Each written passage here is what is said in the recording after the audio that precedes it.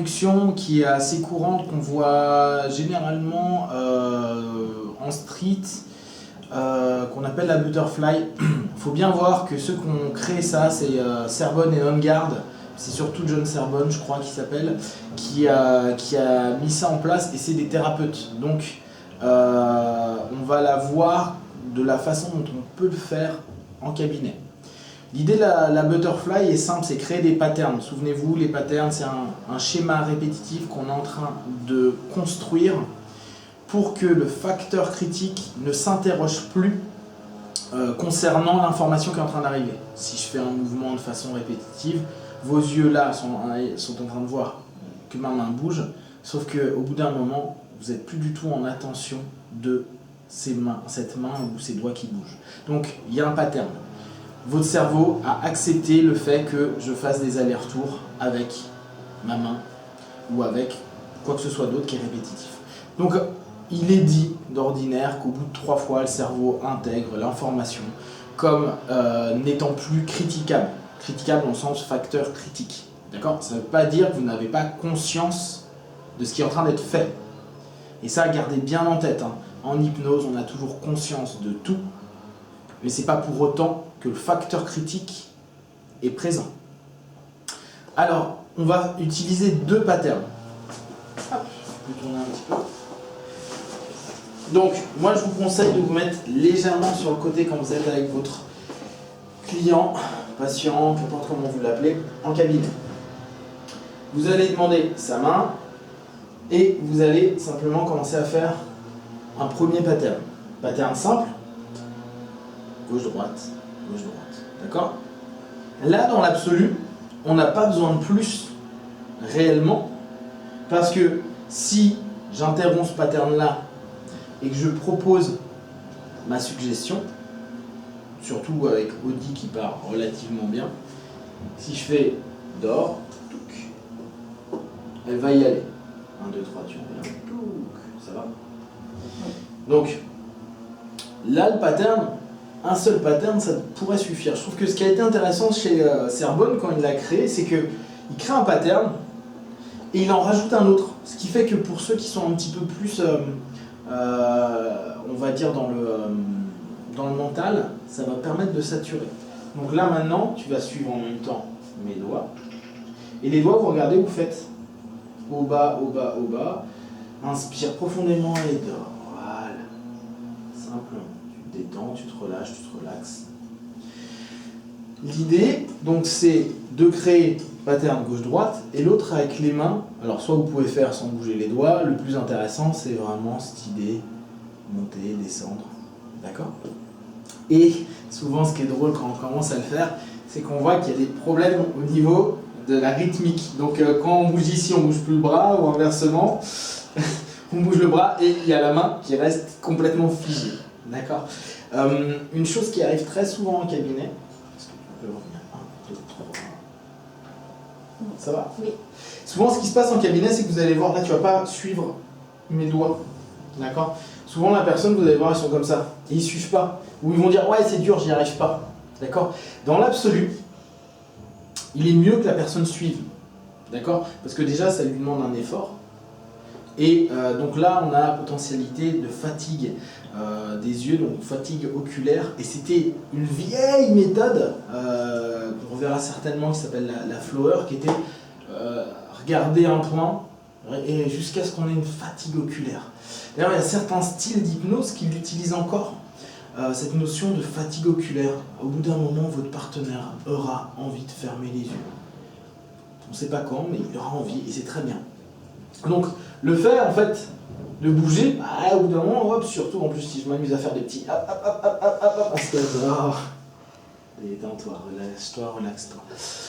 Le fait de changer les rythmiques et de faire suivre, vous allez voir que, bah, au bout d'un moment, ça devient quand même un petit peu compliqué et un peu fatigant au niveau des yeux. Donc, c'est un plus. Maintenant, vous embêtez pas. Votre partenaire en cabinet, il suit pas, bah il suit pas. Pensez bien que le subconscient, il est quand même suffisamment intelligent pour se rendre compte qu'il y a un pattern. Et en plus, vous avez toujours le second. Maintenant, si vous sentez que c'est un hyper analytique, imposez-lui. Dites non, non, non, non. Là, le jeu, c'est que vous suiviez. Quitte à dissocier. 1, 2, 3. Tu reviens ici. Ça va? Donc là, on est en train de faire du fractionnement, donc plus ça va aller, et plus ça va descendre rapidement. Au départ, vous pouvez commencer à faire les deux. Puis si vous voyez qu'il ne suit pas avec ses yeux, vous pouvez poser le bras et faire non, simplement, dans un premier temps, je vous demande juste de suivre. Voilà, vous y arrivez, c'est parfait. Juste ça. D'accord? Là, il y a une rupture de pattern qui n'était pas prévue. D'accord? Donc, imposez surtout quand la personne est très analytique. Ça va vous donner un petit temps en plus, et ce petit temps, il est intéressant pour notre induction. Alors, deuxième chose, donc là, très simple, 1, 2. Ça, c'est la base. J'interromps le pattern. Qu'est-ce que cette interruption-là? Il y a mille et une manières d'interrompre un pattern. Je peux, potentiellement, je prends juste ton bras, je peux tirer un petit peu.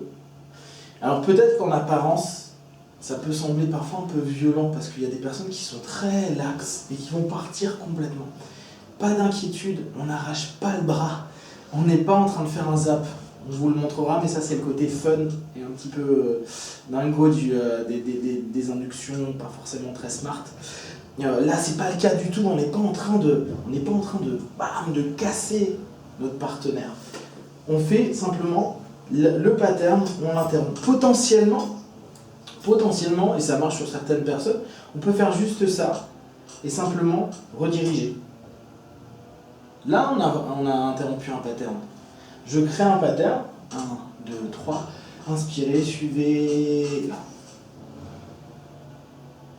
On pourrait, il y a mille manières. Moi j'aime bien tirer un petit peu parce qu'on sent qu'il y a un léger mouvement et qu'on a vraiment cette sensation de j'interromps. Mais on pourrait le faire de mille manières. D'accord? De la même façon ici, moi ce que j'aime bien c'est stopper, inspirer, voilà, levez les yeux et fermez vos yeux. Mais c'est personnel. Le pattern, je l'interromps. Et je vais faire directement 1, 2, 3. Tu rouvres les yeux. Je vais directement faire un approfondissement. Donc avec les deux, 1, 2, 3, tac, vous choisissez. Inspire et dors. Tu te détends, tu te relâches, tu te relaxes. C'est parfait. Et tu prends quelques instants pour toi. Ce qui est intéressant, et là c'est toute la particularité qu'on a des ruptures de pattern, c'est le mot d'or. Alors, j'ai pas mal de personnes qui m'ont dit « Ouais, mais Pank, moi j'ai du monde, quand je leur ai dit d'or, ils ont ouvert les yeux, ils ont fait « Bah, je dors pas ». Oui, on sait. Dans ce cas-là, c'est pas que vous ayez fait une erreur, hein. C'est simplement penser que votre pré-talk n'a pas été bon. Le pré-talk, c'est expliquer à la personne ce qui va se passer en hypnose, quelle hypnose, comment elle va vivre, et qu'on ne dort jamais en hypnose, mais qu'on utilise le mot d'or d'un point de vue purement sémantique pour expliquer et exprimer que la notion qu'on attend de notre partenaire, c'est les yeux fermés, se relâcher. Juste ça. Donc après, vous voulez utiliser un autre mot, relaxe-toi, détends-toi, respire, vibre, fais ce que tu veux, c'est très bien.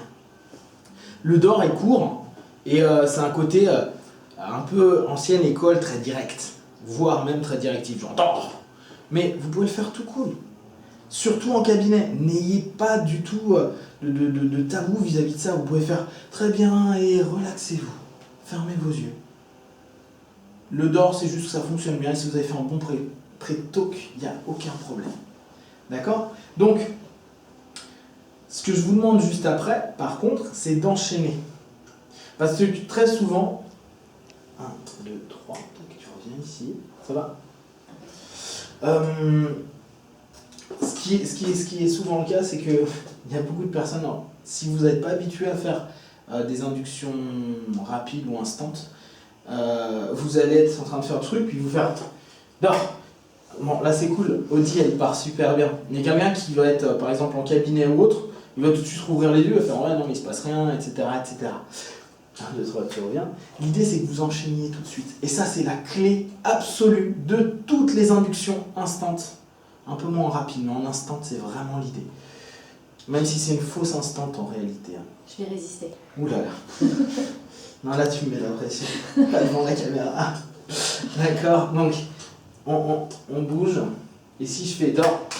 Ce qui est mignon, c'est qu'elle est en catalepsie des yeux. Mais elle n'a pas fermé les yeux. Donc pas d'inquiétude, quelqu'un qui ouvre en séance ses yeux ou en induction ou même quand vous êtes en cœur de séance, ça veut pas dire 1, 2, 3, ferme tes yeux, détends-toi. Ça veut pas dire que votre séance est sabotée ou ne fonctionne pas. Ça se passe pas comme ça. Les yeux ouverts ou les yeux fermés, souvenez-vous d'Erickson, il faisait travailler les gars conversationnels les yeux ouverts. Donc ça ne pose aucun problème. Ayez juste confiance en vous. D'accord? Donc bon, là on a vu que c'est passé. 1, 2, 3, tous les yeux, ça va? Elle était bien ta résistance. Donc, notre idée c'est on enchaîne directement. Ok, dors. Et là simplement t'écoutes ma voix, juste ma voix, tu te détends, tu te relaxes de plus en plus, de plus en plus. Inspire, expire et simplement tu laisses tout ton corps se relâcher, se relaxer. Et là après vous pouvez rentrer sur les approfondissements qu'on avait vus au travers de la Hellman induction. Donc voilà. Je vais la laisser un petit peu dans cet état-là. L'idée est donc très simple. Je crée un pattern. Je peux ne faire qu'un des 2 patterns. On verra sur d'autres vidéos en n'utilisant qu'un seul pattern. Je ramène. Je dis dors au moment où j'interromps le pattern, c'est-à-dire au moment où je tire, au moment où je pose, au moment où je claque dans les doigts, au moment où j'enchaîne dors et tout de suite j'enchaîne. Alors parfois il y a des personnes qui disent ouais mais nous on enchaîne pas aussi rapidement que toi à Pank. Mais on s'en fiche. Vous pouvez faire dors, bla bla bla, bla bla.